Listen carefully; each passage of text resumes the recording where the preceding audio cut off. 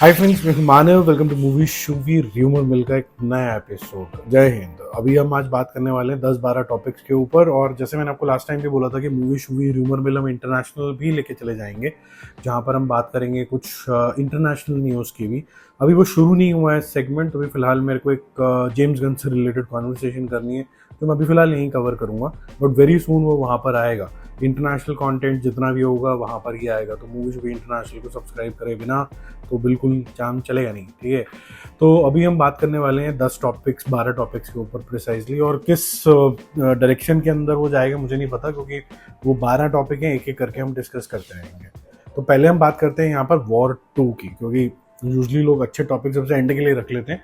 मैं अच्छे टॉपिक सबसे पहले रखता हूँ, क्योंकि एक्साइटमेंट बनाना ज़्यादा ज़रूरी हो जाता है, एरिया के सस्पेंस बना के रखो। वॉर 2 वर्सेस कुली एक इंपॉर्टेंट टॉपिक है। क्या कुली इतना डेंट बना सकता है वॉर 2 के लिए? ये फिर से ओपन अप हो रहा है टॉपिक, और ये इस बार ओपन अप इसलिए नहीं हो रहा है क्योंकि इसके अंदर रजनीकांत है, और भी कई मायनों में हो रहा है क्योंकि इसके अंदर लोकेश जुड़े हुए हैं सब इस प्रोजेक्ट के साथ, और उनकी इक्विटी और उनकी सेंसिबिलिटी ऑफ प्रोजेक्ट और मूवी मेकिंग काफ़ी अच्छा रहा है अभी तक। तो वॉर 2 भी एक ऐसा एंटिसिपेटेड प्रोजेक्ट है जहाँ पर तेलुगु और हिंदी सिनेमा इकट्ठे आ रहे हैं। कुली में एक तरीके से देखा जाए तो तेलुगु, तमिल और हिंदी 3 इकट्ठे आ रहे हैं, क्योंकि उसके अंदर रजनीकांत साहब भी हैं, नागार्जुना साहब भी हैं और आमिर खान भी हैं, तो 3 उसके अंदर इकट्ठे आ रहे हैं।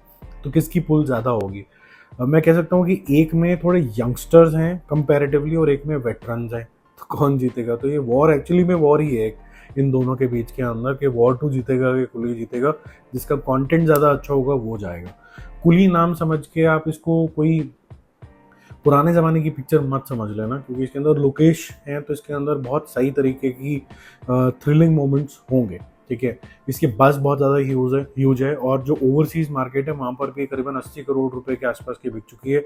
और इनका जो एंडेवर है, एम्बिशन जो होता है, वो डिफाइन करता है कि हमें कितना बड़ा बनना है।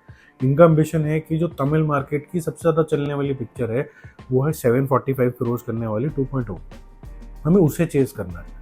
तो एक साईफाई मूवी जिसका ग्लोबल टाइप की अपील हो जाती है, उसको चेज करने की इनकी एम्बिशन है। तो गुड लक विद दैट। और पहले ये जो नंबर था काफ़ी बड़ा था, और आज के ज़माने में ये अचीवेबल नंबर है। तो अगर ये ब्रेक होता तो अच्छी बात है, और अगर वहाँ के सबसे बड़े स्टार रजनीकांत की पिक्चर ब्रेक करता तो और भी अच्छी बात है। क्या वॉर 2 को हिंदी बेल्ट में बहुत ज़्यादा डेंट पड़ेगा? इनिशियली नहीं पड़ेगा। कुली जब चल जाएगी तो पड़ेगा, उससे पहले नहीं पड़ेगा। और वॉर 2 के साथ सब कुछ पॉजिटिव जाते जाते भी अभी हल्की सी जो नेगेटिविटी रही वो थी वीएफएक्स को लेके, और दूसरा एक अनश्योर दिमाग है लोगों का कि किस तरीके से इस तरीके के स्टाइलाइज सब्जेक्ट को हैंडल करेंगे अयान मुखर्जी, ठीक है। हालांकि क्योंकि इसमें यशराज स्टूडियो इंटरवीन कर रहा है, तो मोस्ट प्रॉब्ली इंटरवेंशन की वजह से शायद वो कमी पेशियाँ नहीं होंगी। इसके अंदर बहुत सारा सस्पेंस थ्रिल है जो छुपा के रखा गया। इसका एक और टीज़र आएगा, फिर ट्रेलर आएगा, जिसके अंदर काफ़ी सारे और चीज़ें आपको देखने को मिलेंगी। बट स्टार्टिंग के अंदर, क्योंकि इसमें तारक हैं यानी जूनियर एनटीआर हैं और ऋतिक रोशन है, तो स्टार्टिंग में हिंदी बेल्ट के अंदर और तेलुगु मार्केट के अंदर इतना डेंट नहीं आएगा। और फिर 3-4 दिन बाद ये पता चलेगा कि किस मूवी में ज़्यादा दम है, और जिसमें ज़्यादा दम होगा उसके हिसाब से इक्वेशन फिर से चेंज होगी। अगर वॉर 2 बाई चांस नहीं चलती तब कुली शायद पिकअप करे हिंदी बेल्ट के अंदर। और ट्रेडिशनली तेलुगु मूवीज़ ने फिर भी धमाल मचाया है हिंदी मार्केट के अंदर।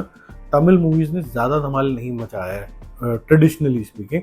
2-4 मूवीज़ एज एन एग्जाम्पल है, बट ज़्यादा मूवीज़ ने नहीं कमाया है। आगे चलते हैं वेलकम 3 की तरफ। ये तो सब आपको पता चल ही गया होगा कि भाई पहले दिसंबर तक इसको रिलीज़ करने की बात कर रहे थे, और अब इसका तो शूट ही रुक गया है। इसका जो जुलाई अगस्त के आसपास का जो शेड्यूल था वो भी कैंसिल हो गया, जिसकी वजह से कुछ इम्पॉर्टेंट कैरेक्टर्स ने इससे नाता तोड़ दिया है। तो नाता तोड़ने का मतलब है कि अगर किरदार ही नहीं होंगे तो कंसिस्टेंसी नहीं होगी, बट अगर कंसिस्टेंसी नहीं है तो उसको संभालने वाले इनकंसिस्टेंट डायरेक्टर भी हैं इसके अंदर, जैसे कि अहमद खान। उनको कंसिस्टेंसी लेने से लेना देना कुछ होता नहीं है। तो मेरा तो मुद्दा ये था कि जो फिरोज नाडियावाला का बजट ही खत्म हो गया, पिक्चर बीच में रुक गई, इससे पहले इसके लाइसेंसेस वगैरह लेने के लिए काफ़ी ज़्यादा जद्दोजहद करनी पड़ी थी। क्या ये एक्चुअली में गुड न्यूज़ है वेलकम 3 का ना होना? अक्षय कुमार के लिए, क्योंकि ये 2 साल से बन ही रही है और बहुत ज़्यादा पॉजिटिविटी भी नहीं है इसको लेके। बड़े बड़े एक्टर्स भी बीच में कई बार छोड़ के गए हैं और बोला उन्होंने कि ना कोई स्क्रिप्ट है, सब कुछ इम्प्रॉम्प्टू हो रहा है। और अहमद खान का जिस तरीके का डायरेक्शन अभी तक रहा है वो बिल्कुल ही डिस्करेजिंग सा ही रहा है व्यूअर्स के लिए। और क्राइगर श्रॉफ का करियर अच्छा भला ऐसे जा रहा था और ये वही आदमी है जिसने पूरा नीचे कर दिया। तो मैं ये तो नहीं बोल रहा हूँ कि किसी चीज़ को आने से पहले किसी को जज किया जाए। हो सकता है वो कुछ ब्रेक थ्रू कर दें, कई बार कई फेलियर्स के बाद आदमी सीखता है और अच्छा कर देता है। लेकिन अभी जैसे अक्षय कुमार का करियर एकदम ठुक करके नीचे चला गया था और 2025 अच्छा रहा है, ब्लॉकबस्टर नहीं रहा है, लेकिन वो फिर से वापस से 200 करोड़ वाली रेंज के अंदर आना शुरू हो गया है। कहीं ये वेलकम 3 ऐसी पिक्चर तो ना होती जो बिल्कुल ही डुबो देती। तो उस लिहाज से अगर देखा जाए तो ये वेलकम 3 ना होना is a welcome surprise and it's welcoming so to say, कि भाई नहीं हो रहा तो अच्छा ही है। ठीक है, मुझे लगता है कि नहीं हुआ तो चलो अच्छा ही है, लेकिन जो लोग वेलकम सीरीज के फैन हैं उनको इस तरीके की ओवर द टॉप कॉमेडी जो होती है वो पसंद आती है और उनको लगता है कि फैमिली के साथ आउटिंग के लिए इस तरह की पिक्चरें ज़रूरी हैं। कॉमेडी भी बहुत कम बन रही हैं तो ये आना ज़रूरी है। कॉमेडी के लिहाज से देखूँ तो हाँ, डायरेक्टर पे मेरा भी बहुत ज़्यादा कोई कॉन्फिडेंस नहीं है as of date, but let's keep our fingers cross के कहीं ना कहीं से कुछ फाइनेंसिस का जुगाड़ हो जाए और ये ऑन ट्रैक आ जाए। क्योंकि अगर 2 साल से अगर ऑन एंड ऑफ चल रही है और 1 साल तक रुक गई तो फिर ये डेटेड स्क्रिप्ट और डेटेड लगने लग जाएगी, इनकंसिस्टेंट लगने लग जाएगी, फिर बिल्कुल मज़ा नहीं आएगा। आगे चलते हैं 3rd नंबर पे सितारे ज़मीन के ऊपर, और इसमें एक बहुत ही सिग्निफिकेंट तरीके का ब्रेव इनिशिएटिव हुआ। काफ़ी सारे ब्रेव चीज़ें इसके साथ अटैच्ड हैं। कभी भी कोई भी आर्टिस्ट के ऊपर, किसी भी पॉलिटिशियन के ऊपर अगर आप तहमत लगाते हो, यहाँ तक की तहमत लगाते हो कि आप एंटी हिंदू हो या फिर आप पेट्रियाटिक इंसान नहीं हो, इस तरीके की चीज़ें क्वेश्चन करते हो, तो कोई ज़्यादा केयर नहीं करता उस चीज़ को आंसर करने के लिए, ठीक है, और उसकी जस्टिफिकेशन देने के लिए। तो मैं बहुत अप्रिशिएट करता हूँ जो चीज़ें अच्छी हैं कि आमिर खान ने आके प्रॉपर एग्जाम्पल्स के साथ समझाया कि नहीं, मेरा जो पूरा मन है वो भारत के लिए ही है और मैं पाकिस्तान की निंदा करता हूँ या फिर मैं टर्की की निंदा करता हूँ। अब इतना एक्सप्लिसिटली बोल दिया, अब अगर लोगों को ज़बरदस्ती बांध के रखना है और उसके बाद यही बांध के रखना है कि ये तो नाटक कर रहा होगा, मुझे नहीं लगता कि ह्यूमन इमोशन एक दूसरे से कनेक्ट कर जाते हैं। कि भाई अगर आप कोई परिवार को लेके अगर आंखों में आंसू ला सकता है, कोई ये बोल सकता है कि आज के टाइम में मेरे पास भी 120 करोड़ रुपए की ऑफर थी अमेजॉन प्राइम वीडियो पे, जो कि काफ़ी सारे न्यूज़ वालों ने वैलिडेट भी करी है, और उसकी जगह पे मैं इसको सिर्फ थिएटर एक्सपीरियंस तक छोड़ना चाहता हूँ। मेरा reason for making this picture भी नोबल है। मैं सोशल पिक्चर ही कर रहा हूँ, मैं एक्शन पिक्चर भी कर सकता था। यहाँ तक कि पैशनेटली जो 2 सेंसर बोर्ड ने कट लगाए उसमें भी अटक गए आमिर खान के, भाई मैं इसको पास करा के रहूँगा, और इवेंचुअली 2 घंटे 35 आवर्स की जो पिक्चर है वो विदाउट कट अब रिलीज होगी। तो कहीं ना कहीं पैशन दिखता है to tell good stories. And ये जो कहानी है ये तो हिंदू मुसलमान की भी नहीं है, ये तो इंक्लूजन की कहानी है, क्योंकि जिन बच्चों के बारे में ये कहानी है वो किसी भी परिवार में जन्म ले सकते हैं। तो मेरे ख्याल से let bygones be bygones. As Indians we should not fight beyond a point. कई बार अपॉलॉजी से ज़्यादा ज़रूरी हो जाता है एक्शंस, और वो एक्शंस और प्ली और ये जस्टिफिकेशन दे पाना आके बिल्कुल सही तरीके से उसको एड्रेस कर दिया गया। इससे ज़्यादा रबड़ की तरह खींचोगे तो खुद को भी पेन होगा, दूसरे को भी पेन होगा, और वैसे भी एक इंडियन को दूसरे इंडियन को ये नहीं दिखाना चाहिए कि मतलब कि हमने आपको डिसोन ही कर दिया कि भाई तुम अब चले जाओ पाकिस्तान या फिर देश निकाला मिलेगा तुम्हें, ऐसा नहीं किसी को फील कराना चाहिए। उनकी जो अपॉलॉजी है वो दिख रही है किस्म की, जिसके अंदर इंडियन फ्लैग उनकी प्रोफाइल के ऊपर है। तो मुझे लगता है कि अब चलो आगे बढ़ो इसके अंदर। आपको क्या लगता है ज़रूर बताना, लेकिन जिनके मन में नफरतें ही हैं उसमें मेरे को समझ में आ गया आपके मन में नफरत है, तो कमेंट करके भी क्या ही होगा, ठीक है। तो हम मान गए आपके मन में नफरत, आप मत देखने जाओ, जिसको देखनी है वो देख ले। मैं इसको ज़रूर देखूंगा और अगर अच्छी हुई तो अप्रिशिएट भी करूंगा, और अगर नहीं भी अच्छी हुई, जो इसका कॉन्सेप्ट है जिस वजह से ये रिलीज हो रही है उसको तो मैं डेफिनेटली प्रमोट भी करूँगा, ठीक है। अब 4th नंबर पे चलते हैं। देखो गोलमाल 5 का मैंने आपको लास्ट टाइम अपडेट दिया था कि दिसंबर तक शुरू हो जाएगी, और दिसंबर की डेट दी गई थी जॉनी लीवर और काफ़ी सारे लोगों को कि इसका शूटिंग के लिए अपनी जो तैयारी तुरी करनी है कर लो। लेकिन इसका जो शूट है थोड़ा सा डिफर होगा, क्योंकि इससे पहले जो मूवी बन रही है वो थोड़ी सी स्ट्रेच हो गई है, जो जॉन इब्राहिम के साथ बन रही है। राकेश मारिया साहब की बायोपिक है और वो ही रोहित शेट्टी ही बना रहे हैं। तो वो सितंबर तक ख़त्म होगी, फिर प्री प्रोडक्शन जाएगा, तो ये अगले साल मार्च में कहीं जाके शुरू होगी, क्योंकि 5-6 महीने का टाइम लग जाता है before you hit the ground. तो ये पिक्चर को थोड़ा सा और समय लगेगा, लेकिन 2027 के अंदर ये रिलीज होकर आपको मिल जाएगी। मैं कहता हूँ ये भी अच्छा ही है, क्योंकि अभी फॉर्चुनेटली अनफॉर्चुनेटली अजय देवगन की बहुत सारी पिक्चरें स्लेटेड है। अब 2 साल के अंदर कम से कम 7-8 पिक्चरों में आप उनको देखने वाले हो मतलब half of this year and next year काफ़ी सारी पिक्चरें हैं, तो 6 पिक्चरें तो है ही हैं कम से कम, उसके बारे में हम अलग से बात करेंगे। बट अगर ये थोड़ा आगे के और चली जाती है तो ज़्यादा अच्छा है। मैं चाहूँगा कि जो इसके अंदर स्टार्स हैं उसके अंदर शर्मन जोशी को भी वापस लाएं किसी तरीके से, तो ओरिजिनल जो फ्लेवर था गोलमाल का वो भी आएगा, और थोड़ा सा एक एजड फ्लेवर भी इसके अंदर देखे क्या आ सकता है। कि यंग यंग ही दिखाते रहेंगे तो वो स्टोरी के अंदर जो मज़ा है ना वो थोड़ा कम होगा, क्योंकि आज की जनता जनार्दन जो है वो कार्तिक आर्यन को यंग मानेगी, अजय देवगन को नहीं मानेगी। तो एक हल्का सा मिडिल एज फ्लेवर डालना ज़रूरी है। मेरे ख्याल से ये सब लोग इंटेलिजेंट हैं, ये इस बात को समझेंगे और डालेंगे। और अजय देवगन को तो कोई परहेज है भी नहीं, मिडिल एज का रोल वो कर ही रहे हैं काफ़ी टाइम से, चाहे वो दृश्यम वगैरह हो। ठीक है, 5th नंबर पे चलते हैं। जब मैंने द राजा साहब का ये जो टीज़र आया था ये देखा था, तो उसके अंदर कुछ ऑब्जर्वेशंस थी कि भाई कुछ VFX अच्छा है, उसके अंदर शीन है, ग्लॉसीनेस है जो कि अच्छा लग रहा है, लेकिन थोड़ा अनवांटेड लग रहा है। उसकी जो वॉइस है वो अब काफ़ी ज़्यादा बढ़ गई है, ये नहीं कि मैंने बोला है इसीलिए, बट यूनिवर्सली अब लोगों को यही लग रहा है, barring the Telugu speaking state, AP Telangana specifically, जहाँ पर वो बोल रहे हैं कि नहीं हमें तो प्रभास साहब देखने थे, हमें दिख गया, बात खत्म होगी, उसके बाद वो जो भी करे वो हमने फिर भी देखना ही देखना है। वो लोगों की बात नहीं कर रहा हूँ मैं। जो थोड़ा सा न्यूट्रल ऑडियंस है उसको ये लगता है कि ये VFX बहुत अच्छे हैं, लेकिन एट द सेम टाइम ये VFX अननेसेसरी है, ये हम VFX को वैल्यू ऐड नहीं कर रहे हैं पिक्चर में। तो मैं जब ये सुना ना ये डायलॉग स्पेसिफिकली, मैंने बोला यार ये ऑडियंस बहुत इंटेलिजेंट हो गई है। एक साइड पे वो VFX कई बार बहुत ज़्यादा मांगते हैं, कभी कभी वो वॉर 2 के लिए VFX की नाक काटते हैं, लेकिन उनको ये भी पता है कि जब ओवरडू कहाँ हो रहा है। तो मेरे ख्याल से जो इंडियन जनता है वो नई नई टेक्नोलॉजीज को लेके अच्छे से समझ रही है बात को, कि भाई यहाँ बिल्ली आ रही थी तो तू काली बिल्ली दिखाता था, तेरे को VFX से पैसे खर्च करके क्यों बनानी थी। ठीक है, इससे कोई वैल्यू ऐड तो हुआ नहीं। ठीक है, और जो VFX वाली बिल्ली है पहचान में आ रही है, VFX वाली ये स्पेशल इफेक्ट्स के साथ बनी हुई है। तो मेरे ख्याल से ये जो क्रिटिसिज्म है ये मेरे ख्याल से जो तेलुगु स्पीकिंग मार्केट है वो ही अब एक्सेप्ट करेगी। सबको ये भी लगता है कि ये जो डायलॉग्स हैं ये बड़े बचकाना है और ये नहीं जमने वाले लार्जर ऑडियंस के साथ। और बहुत से लोगों ने इवन प्रभास को, कुछ लोगों ने अप्रिशिएट किया कि चलो कुछ तो किया, एकदम स्ट्रेट फेस के साथ आ जाते थे अभी वो लास्ट 2-3 पिक्चरों के अंदर, साहो ऑनवर्ड तो स्ट्रेट फेस के अंदर ही था वो भाई, लेकिन अब कुछ अलग, कुछ हंस रहा है, कुछ खेल रहा है, कुछ फिटनेस बहुत अच्छी लग रही है, ये सब पे बात कर रहा है। लेकिन अभी भी लोगों को लगा कि यार एफर्ट कम है, वो जो एनर्जी लेवल्स है ना वो पुराने वाले प्रभास वाली नहीं है।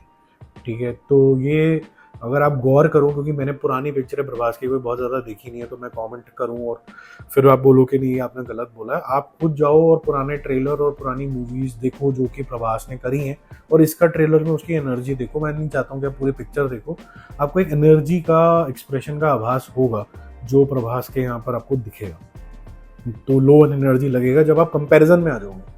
ऐसे देखोगे तो आपको ऐसा लगेगा कि यार ये अपग्रेड ही हो गया है, क्योंकि अभी तक तो स्ट्रेट फेस के साथ आ रहा था भाई, तो अब स्ट्रेट फेस से कुछ तो अलग कर रहा है, तो अब फिटनेस भी सही हो गई, पेट भी नहीं निकला हुआ एकदम, चेहरा भी एकदम सही हो गया है। तो ये सारी चीज़ें हैं। वो अलग बात है कि उनका जो जिस तरीके का मेकअप है, उनका माथा कुछ ज़्यादा बड़ा लग रहा है, और ये वाला फेस का जो एरिया जो एक्चुअली में लंबा है वो थोड़ा सा दबा हुआ लग रहा है, ये नोटिस करना। और यहाँ पर एक बहुत हेवी लकीर लग रही है नाक के पास, जैसे डैनी की हुआ करती थी। क्यों लग रही है सडनली? क्या ये पुअर मेकअप है, क्या है? क्योंकि जो प्रभास का चेहरा है उसमें माथा बड़ा नहीं बल्कि जॉ लाइन बड़ी है। अगर आप पुरानी पिक्चरें भी देखो या फिर आप इवन जिन्होंने बाहुबली ऑनवर्ड जिनको देखना शुरू किया वो भी देखो, तो ये थोड़ा अनइवन चेहरा क्यों लग रहा है, ये आप देखना जरा उसके अंदर। 6 नंबर पे चलते हैं। जब रॉकी भाई ने पिक्चर करी, यानी कि यश ने पिक्चर करी थी KGF 1 और फिर 2, लोगों ने बोला ये जो स्टाइल है ये बड़ा अनपैरेलल टाइप का है, इसको करना बड़ा मुश्किल है, और अगर कोई कभी कर गया तो वो कभी अमिताभ बच्चन किसी 70s 80s में करके चले गए, ये उसी का ही एक्सटेंशन है, ये और कोई नहीं कर सकता। सिगार और ये सूटेड बूटेड, फिर उन्हीं मुकुंदन साहब आए, उन्होंने मार्को में करके दिखा दिया दोबारा से, और वैसा ही स्टाइल वैसा ही ऑरा करके दिखा दिया। बहुत अप्रिशिएट हुई पिक्चर, यहाँ तक बोला गया कि बॉलीवुड हाई है, हर चीज़ में बॉलीवुड हाई है जैसे हो ही जाता है। तो कि कुछ पाकिस्तान ने किसी रशिया से हैंडशेक कर लिया तो वो एक कोई रोड़े बरोड़े आएगा कि इसमें बॉलीवुड की चाल थी, जैसे इस तरीके की बातें होती रहती हैं। अभी कैसे लिंक्ड है ये पैरेलल यूनिवर्स कैसे बन रहा है ये तो एमसीयू को भी नहीं पता आज तक, लेकिन ऐसा हो जाता है। तो मार्को 2 जो है वो शेल्फ हो गई है कि भाई 19 आपको लगता है कि मेरी प्रिंसिपल जो मार्केट है वो मलयालम स्पीकिंग ऑडियंस है और वो नहीं समझ रही है इस तरीके की मारकाट और एक्सट्रीम वायलेंस, हम इस तरीके की पिक्चरें नहीं बनाते हैं। तो मैं सॉरी बोलता हूँ अपनी ऑडियंस को, मुझे नहीं करना है। मैं लार्जर देन लाइफ कैरेक्टर्स बनाऊंगा, मेरे को बड़ी पिक्चर ही बनानी है, मैं बनाऊंगा, लेकिन मैं ये नहीं बनाऊंगा। मुझे ऐसा लगता है कि ये थोड़ी नाइंसाफी है। ठीक है, मार्को ने एक अच्छा स्टैंडर्ड सेट किया, मैं ये नहीं बोलूँगा कि उसकी एंडिंग बहुत ज़्यादा लॉजिकल थी, बड़ी रश्ड अप थी, वो और बेटर हो सकती थी। वो ज़बरदस्ती का उसमें गोर डालने की कोशिश करी थी, ज़बरदस्ती हो गया था उसके अंदर काफ़ी मामला। किल उससे बेटर पिक्चर थी लॉजिकली अगर देखा जाए तो, लेकिन मार्को ने भी बहुत अच्छा किया और स्पेसिफिकली उन्नी की तो जितनी तारीफ करी जाए उतनी कम है। मुझे लगता है कि he is being too harsh on himself. अगर केरला के अंदर इतनी ज़्यादा मार्केट नहीं मिलेगी तो उससे बाहर मिल जाएगी और फिर धीरे धीरे एक्सेप्टेंस भी हो जाती है। अगर आप, वही मैं बार बार बोलता रहता हूँ कि केरला का मतलब मछुआरे और केरला का मतलब पॉवर्टी लाइन से 200 किलोमीटर नीचे, ऐसा ही दिखाते रहेंगे तो फिर केरला की एक इमेज बन जाएगी गरीब। और सारी पिक्चरें मतलब यूजुअली ऐसे ही दिखाया जाता है, गरीबी स्तर से 200 किलोमीटर नीचे। मतलब मैंने लास्ट वो भी इनकी देखी थी अभी पिक्चर जिसके अंदर जिम खाना वाली, उसके अंदर भी शुरुआत में गरीबी दिखाने की कोशिश करी, फिर भूल गए कि हमें गरीबी दिखानी है। अचानक से उनके अंदर रिबॉक के शूज से लेके आईफोन भी नहीं, आईफोन प्रो मैक्स वैसे वाले फोन भी आ गए हाथ में, न जाने कैसे। तो ये जो इनकन्सिस्टेंसी है ना मलयालम सिनेमा के अंदर, ऐसा नहीं कि हर इंडस्ट्री परफेक्ट होती है, ये थोड़ा सा इम्प्रूवमेंट और डिफ्रेंसिएशन, कुछ नयापन ला सकते थे उनमें, तो मेरे ख्याल से अपॉर्चुनिटी लॉस्ट। 7 नंबर में चलते हैं दृश्यम 3 के बारे में, जहां पर हम मलयालम की बात कर रहे हैं, बट ये लिंक्ड है हिंदी सिनेमा से भी, क्योंकि जबरदस्ती की जिद है कि जी हम मोहनलाल साहब के साथ आएंगे, पहले तो हमने मलयालम में दिखाई, अब हम तीसरी वाली हिंदी दिखाएंगे। मेरे ख्याल से बड़ा थर्ड क्लास का डिसीजन है ये, बड़ा लालची वाला डिसीजन है और बड़ा ही मैं बोलूँगा जो सपना होता है इंडियन सिनेमा का उसका बिल्कुल विपरीत है। अब इससे काफ़ी सारे चेंजेस आ गए हैं, वो करने पड़ेंगे, क्योंकि अगर आप 2 अक्टूबर को ही आओगे, 2026 को ही आओगे और बोलोगे कि मैं भी हिंदी में आ जाऊंगा, बेटा तू भी हिंदी में आ जा, आपको पता है कि आपकी के ही प्रोड्यूसर ने राइट्स बेचे हैं और आप चाहते हो कि उसके रीमेक्स बने, ऐसा अगर आपको लगता है कि रीमेक्स नहीं बनने चाहिए तो आप राइट भी नहीं बेचते। तो 1 और 2 में तो मलयालम हो गया, अब मेरी मार्केट थोड़ी सी बढ़ गई है तो मैं हिंदी में भी लॉन्च कर देता हूँ। मेरे ख्याल से बड़ा बदतमीजों वाला डिसीजन था, लेकिन उसको काउंटर तो करना है। उसको काउंटर इस तरीके से किया गया कि भाई हमें बनानी ही नहीं जो थर्ड पार्ट है उस लाइंस के ऊपर, तो 50% स्टोरी चेंज हो गई है इसकी। तो दृश्यम 3 आपको दिखेगी सेम दिन, दोनों हिंदी के अंदर दिखेंगी लेकिन डिफरेंट स्टोरीज दिखेंगी। क्या ये अच्छा डिसीजन है ना? वे अच्छा ही डिसीजन है, क्योंकि जो रीमेक की तोहमत लग जाती है हर बारी वो नहीं लगेगी। ठीक है, ऐसी रीमेक की तोहमत लग सकती थी शैतान के ऊपर, तो उसमें भी सारी स्क्रिप्ट चेंज कर दी गई है, वो वश के पैटर्न पे नहीं चलेगी। वश 2 अलग चली गई है, शैतान 2 अलग चली गई है, शैतान 2 और माँ का एक अपना यूनिवर्स बन गया, तो वश पीछे छूट गया। वश I am sure will do very good, originally भी बहुत अच्छी थी। वश 2 जो गुजराती पिक्चर है वो अच्छा करेगी, लोग मेरे ख्याल से देखेंगे भी। मैं तो रिक्वेस्ट करूंगा कि अगर स्टोरीज अलग अलग हैं तो वश 2 को आप हिंदी में भी लॉन्च करो, वाइडर ऑडियंस मिलेगी, अच्छा ही होगा बल्कि। ठीक है, लेकिन ये दृश्यम 2 का जो बीच में लालच आया ये मेरे को पसंद नहीं आया, दृश्यम 3 वाला। लेकिन आ गया, अब इसको मैनेज किसी तरीके से स्क्रिप्ट चेंज करके कर लिया गया, लेकिन इसको लालच के अलावा और कुछ नहीं कहा जाएगा। 8th नंबर पे चलते हैं। बेसिल जोसेफ की एक सुपर हीरो वाली पिक्चर आ रही है अल्लू अर्जुन के साथ, गीता आर्ट्स उसको प्रोड्यूस करेगा। सारी न्यूज़ जो है ये र्यूमर ही है, इसमें कुछ भी बिलीवेबल नहीं है। पहले तो अल्लू अर्जुन बहुत जगह बिजी है, ठीक है, वो ऑलरेडी बहुत सारी कमिटमेंट है। बेसिल जोसेफ बनाता है मलयालम पिक्चरें जो कि बहुत ज़्यादा रूटेड होती हैं, ठीक है, बड़ी मुश्किल से वहाँ से एक मूवी आज तक आई है मिलन मुरली, और वो भी बड़ी बेसिक सादगी से भरी हुई थी। और अल्लू अर्जुन मतलब वो पहले से 300-400 करोड़ की पिक्चर बनेगी, वो फ्लैशी चीज़ें होती हैं वहाँ पर, ये कभी अमेलगमेशन होने ही नहीं वाला। ठीक है, और BECIL Joseph for directing a super hero film with Allu Arjun at a pan India scale impossible है। ठीक है, गीता आर्ट्स इसको बैक करेंगे। सारी न्यूज़ जो है ना ये कई बार मार्केट के पल्स चेक करने के लिए हो जाती है। और मुझे एक चीज़ बताओ, आपको अल्लू अर्जुन को सुपर हीरो क्यों देखना है? कोई रीज़न होगा ना कि भाई मैं बोलूँ कि भाई इसको सुपर हीरो बना दो, तो आप बोलोगे हाँ मैं इसलिए बनाऊंगा, तो अल्लू अर्जुन को क्यों बनाओगे? क्रिश की पावर्स तो उसके अंदर ऑलरेडी आ गई थी, पुष्पा 2 के अंदर उड़ रहा था, काट रहा था। सुपरमैन की भी आ गई थी एंड में, आपको देखा होगा, उड़ उड़ के मार रहा था। सारी पावर्स हैं उसके अंदर, बल्कि एमसीयू घबरा गया। डीसीयू का जेम्स गन जो है सोच रहा है कि मेरे ये अल्लू अर्जुन के अंदर ज्यादा पावर है, मैं अब सुपरमैन का क्या करूं मैं? ये तो अल्लू अर्जुन जिस दिन सुपरमैन को टकर गया तो अल्लू अर्जुन ने तो उसको भी हाथ पैर बांध के काट देना। अब देखो अगली बार क्या होगा, हाथ भी बांध देंगे, पैर भी बांध देंगे, अब मुंह भी पता चल गया, अब मुंह भी बांध देंगे।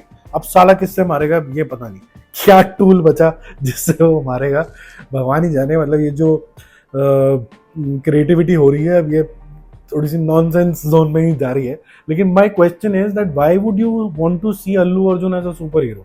क्योंकि एक और आ रहा था कि भाई अल्लू अर्जुन को शक्तिमान भी बना देंगे। सारी पावर्स तो उसके अंदर ऑलरेडी हैं, उड़ उड़ के मारना, घूसे मारना, सब कुछ तो वो करा देते हैं। इसके अंदर अल्लू अर्जुन की गलती नहीं है। बाय द वे जो लोग अल्लू अर्जुन के फैन है वो पीछे पड़ जाएंगे, वैसे मुझे कोई फर्क नहीं पड़ता, पड़ भी जाएंगे तो। लेकिन उसको जो डायरेक्टर बोलेगा वो कर देगा ना भाई। सेंसिबल पिक्चर भी करता ही था बेचारा, अल्लाह वेंकुटा मरु करता था, अच्छा वाला मजा आता था। ये पता नहीं क्या कराने लग गया उससे। फिर उसके बोलते हैं wow Sukumar watches this film, Sukumar writing, ये राइटिंग है चोरापन इज राइटिंग।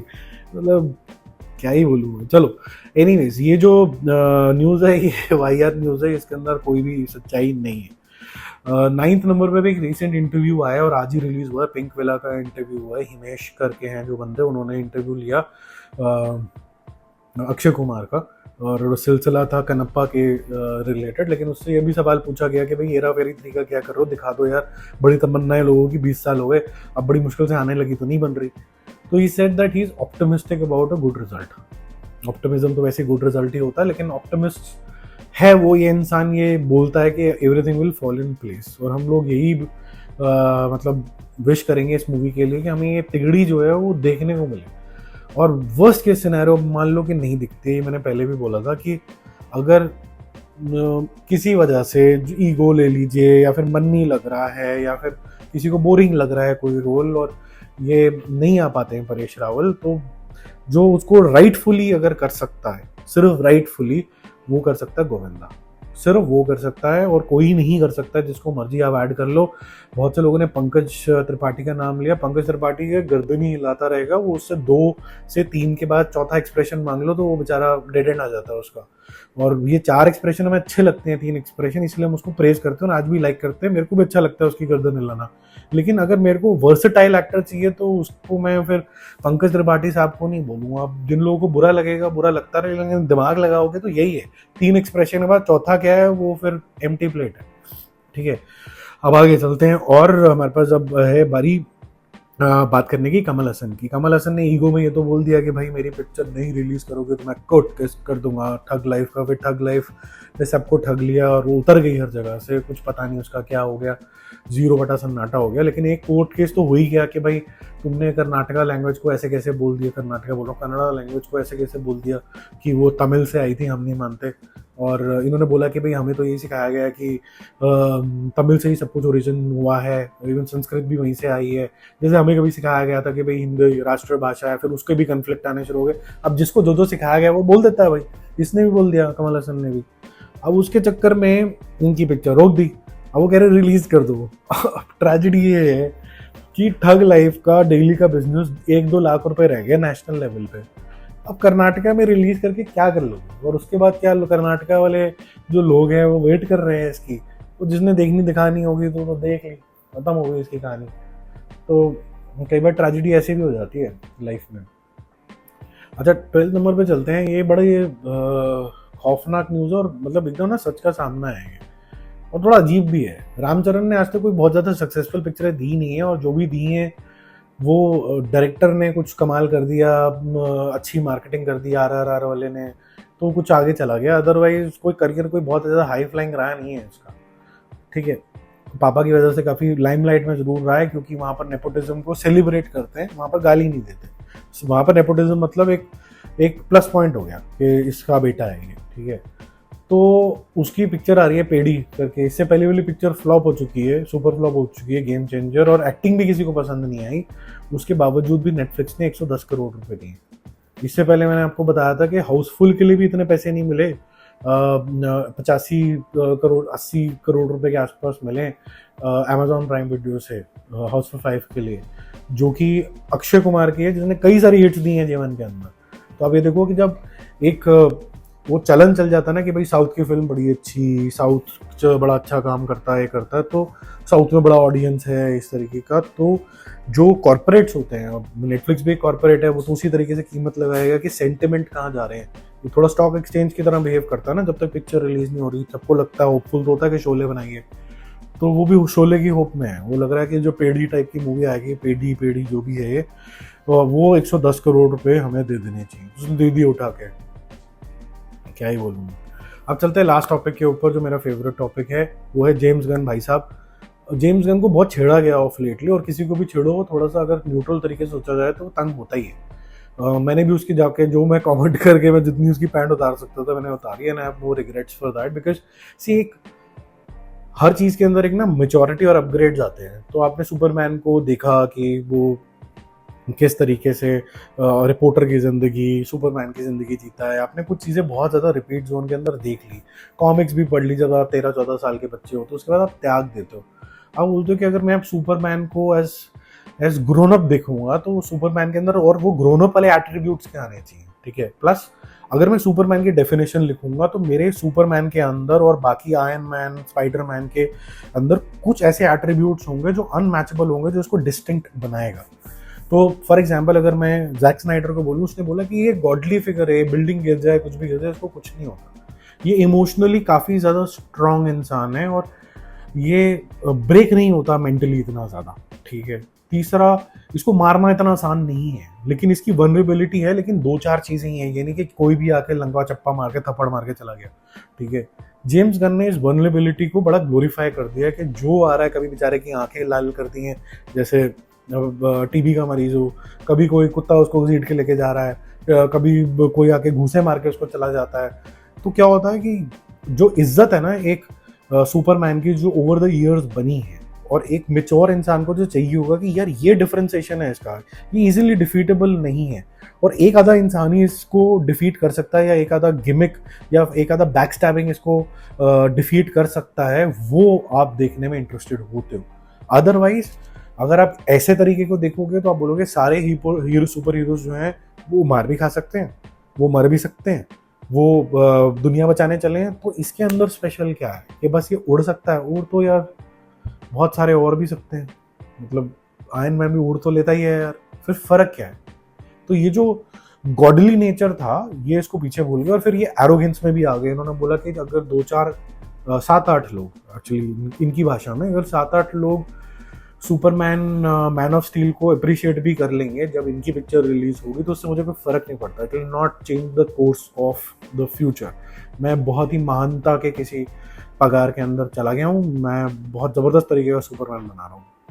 अभी तक जो देखा है, जो टीवी स्पॉट्स वगैरह भी आए हैं जो यूएस में रिलीज़ होते हैं और यहाँ पर फिर उसको सोशल मीडिया पे रिलीज़ किया जाता है, अभी तक मेरा जो पर्सनल मानना है कि ये जो सुपरमैन है ये पैथेटिक है। आपको अच्छा लग सकता है, आपके जो भी रीजंस रहे हो, लेकिन हम सिर्फ डिबेट कर रहे हैं। मेरे लिए पैथेटिक है, आपके लिए वेरी गुड है, मैं एक्सेप्ट करता हूँ, आपके लिए वेरी गुड है, आपको भी एक्सेप्ट करना चाहिए। मेरे लिए मेरे रीजंस की वजह से पैथेटिक है। अब इनको लगता है कि थोड़ा जोवियलनेस डाल दूंगा अगर मैं सुपरमैन के अंदर तो बड़ी महान बात हो जाएगी, ये बड़ा डिफरेंशिएशन है, ये पैथेटिक डिफरेंशिएशन है मेरे समझ के हिसाब से। इज नॉट दैट कैरेक्टर, जबरदस्ती डालने की जरूरत नहीं थी इसके अंदर। इनको लगता है जो सबसे सीरियस होना चाहिए वो बैटमैन होना चाहिए, और जब मैं बैटमैन बनाऊंगा तो मैं बड़ा ही स्ट्रिक्ट तरीके से कास्टिंग करूंगा और बहुत ही सीरियस तरीके का कैरेक्टर बनाऊंगा। मेरे को जितना याद है कि जेम्स गन ने आज तक भी ढंग की कास्टिंग करी नहीं है, और जितनी भी उनकी कास्टिंग है usually that has gone wrong, ठीक है। दूसरी चीज, बैटमैन सीरियस ही है, उसको जोवियल कैसे दिखाओगे? उसको अगर ये कर दोगे तो मतलब बहुत ही बुरा हो जाएगा जेम्स भैया, छोड़ेगा नहीं कोई। ठीक है।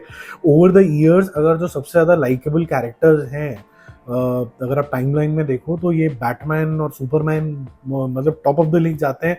एमसीयू वाले कैरेक्टर्स जैसे जैसे मूवीज आती हैं ऊपर नीचे होते रहते हैं, ये आइकॉनिक कैरेक्टर्स हैं, ये लव्ड कैरेक्टर्स हैं यार। तो आपने मेरे ख्याल से पंगा तो ले लिया है सुपरमैन का। ये कुछ हो सकता है नई जनरेशन को थोड़ा बहुत कुछ पसंद आ भी जाए, बट जो सेंसिबल लोग हैं उनको नहीं पसंद आएंगे।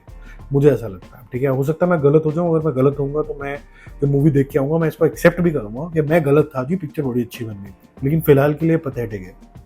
अब इसका जो बजट है वो है 563 मिलियन, यानी कि 4851 करोड़, अगर इंडियन रुपीस की बात करें, रफली स्पीकिंग 5000 करोड़ का बजट है इसका। 5000 करोड़ रुपए रिकवर करना बहुत बड़ी बात होती है, ठीक है। और इनकी डींगे हैं कि हम ये पिक्चर, जो इनका पीआर है बेसिकली, वो बहुत सारे आर्टिकल्स आप गूगल करके देख लेने कर लिया कि James Gunn is doing everything right, और rather DC is doing everything right, and they are on the verge of creating a film worth $1 billion.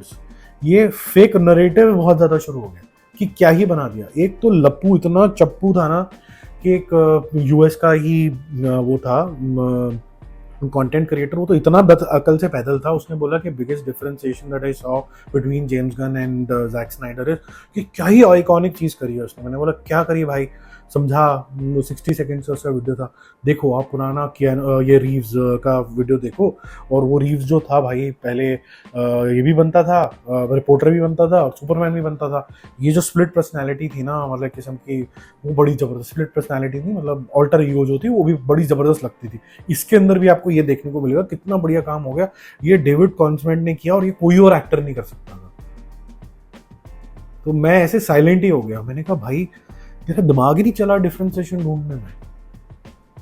मतलब जो जैक स्नाइडर ने बनाया उसने एंड में इसी पे छोड़ा कि अब ये रिपोर्टर बन गया है, ठीक है, और अब ये काम करेगा, उसको बेचारे को आगे पिक्चर बनाने नहीं दी, तो वो नहीं बना।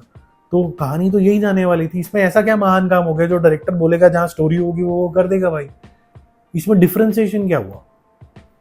तो आई थिंक ये this stupid PR this James Gunn guy is doing ना, वो तो मेरे को gets on to my nerves in some time. Anyways, इसको न्यूट्रल तरीके से ही देखेंगे, जब अपना पर्सनल लेवल का गुस्सा अलग रहता है कि अपने को कैसा कैरेक्टर पसंद है, लेकिन जब रिव्यू करने जाएंगे तो उसको उसी तरह नजरिए से देखेंगे कि हो सकता है कि जेम्स गन हमें सरप्राइज कर दे और बोले कि भाई ये वाला सुपरमैन देखो, और इसके अंदर जो नटखटपन है या फिर जो यंगर एलिमेंट है वो आपको बहुत अच्छा लगेगा। अगर लगेगा तो मैं आपको जरूर बताऊंगा, नहीं लगेगा तो भी बताऊंगा।